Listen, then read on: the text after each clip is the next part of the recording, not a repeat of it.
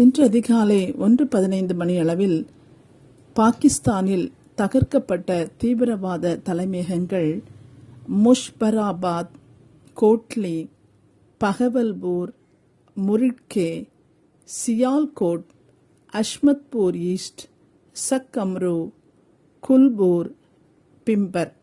முல்பராத்பாத் முக்கிய தீவிரவாதிகள் வாழுமிடம், கோட்லி தீவிரவாதிகளிடம், பஹவல்பூர் ஜே.ஏ. முகமது தொடர்புடைய இடம், முரிட்கே லஷ்கர் இ தொய்பா தலைமையகம், சியால்கோட் பஞ்சாபில் முக்கிய நகரம், அஷ்மத்பூர் ஈஸ்ட் பஹவத்பூர் மாவட்டத்தில் உள்ள ஒரு நகரம் மற்றும் தீவிரவாதிகள் தலைமையகங்கள் 9 இடங்கள் தாக்கப்பட்டிருக்கிறது.